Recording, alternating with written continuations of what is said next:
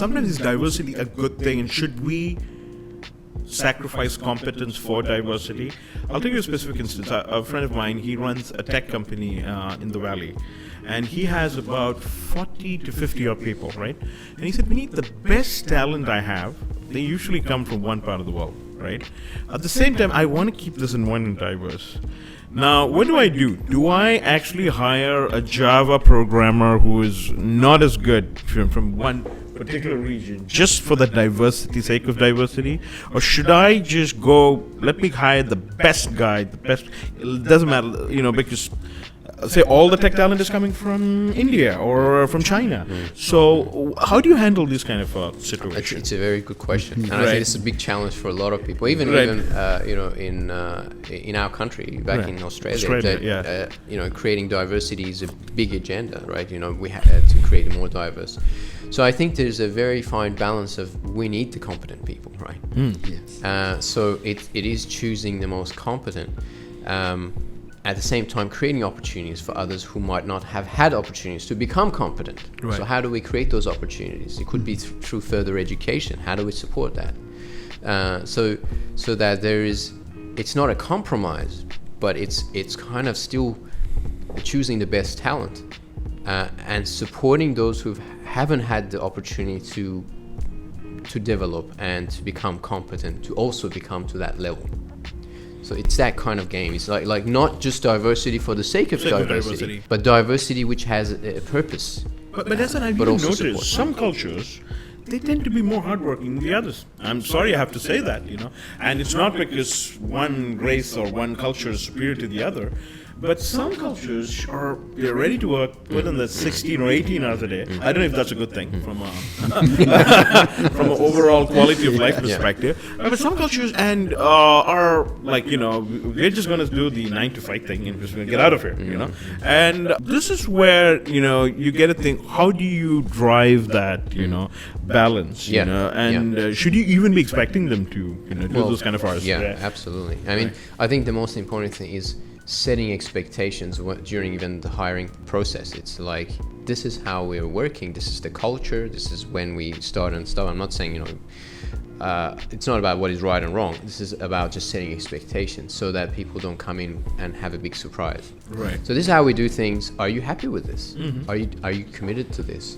And when people say, oh yeah, I'm committed, and it's not always foolproof, because they might say I'm committed, but then they come in and then they don't follow. But then at least you've done your part, the leaders have done their part, the organizations have set expectations before bringing someone on board, regardless of their background and culture. It's like there's a certain way we do things, and it's important because if someone else comes into that community and does it differently, it might negatively impact. Not always, but it can. And explaining that to those individuals. And often people can adapt. And that goes back to one of the other factors, which is the vision. Why do you want to work for us? Beyond just making a living, beyond just the money. And some of those questions are so important to get an understanding of why that person is a good fit for the organization, for the team.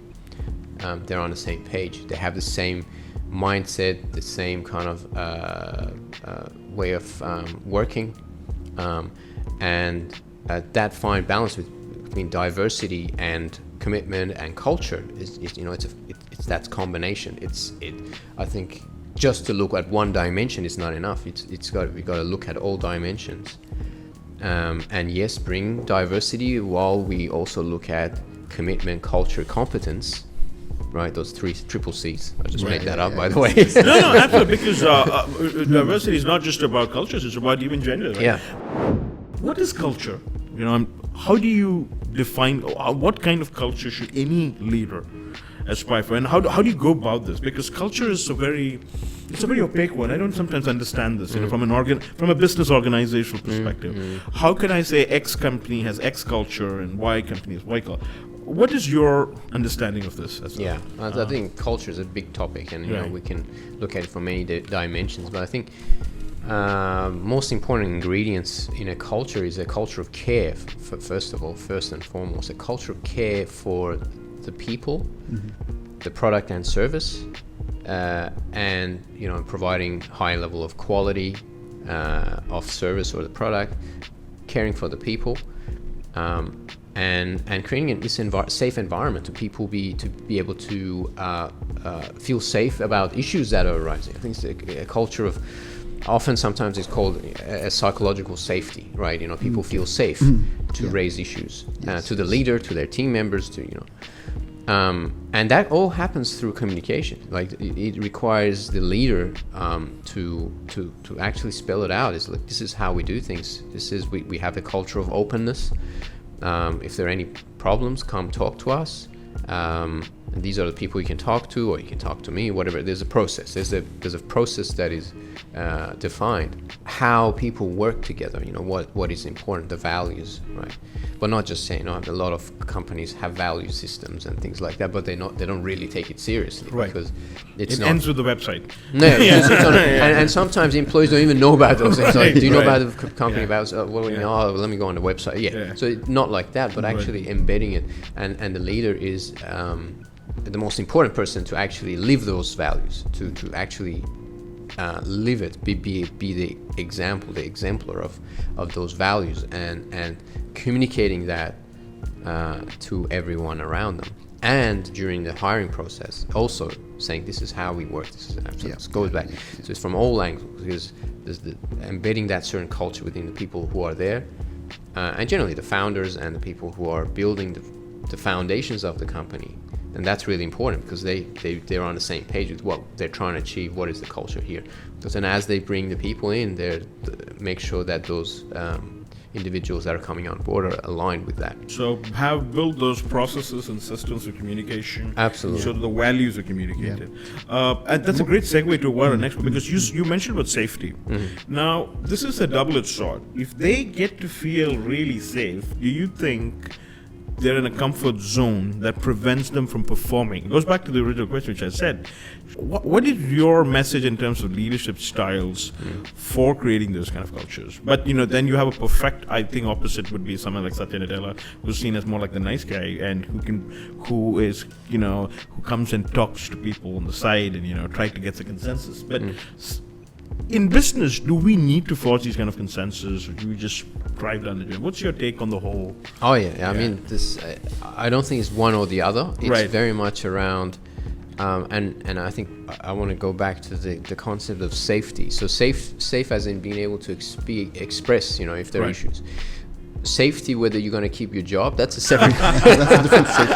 And it's important because to talk about that, because I don't fully agree that a nice leader is the one who keeps an ineffective employee in the organization, because it's keeping the wrong person in the wrong place for them is a disservice to that person as well as the organization, as well as what they're trying to achieve. So it's almost sometimes when people find themselves in the wrong place and taken out of that place, it gives them an opportunity to find where they really belong or what they really. So although it seems like a negative kind of thing to do, to fire someone or say let them off because they're just not the right fit and they're not performing whatever, it's in the long term it's good for them and the organization, because then they'll more likely find something that's more aligned. I mean, it's also their responsibility to figure out what it is that they're good at and where their passion lies. Because once, and this is, I believe in it's, research shows that everyone has intrinsic motivation, has a passion. They just have to discover it. And some people might not have discovered, so they go to the wrong places and keep changing jobs, or they don't perform well.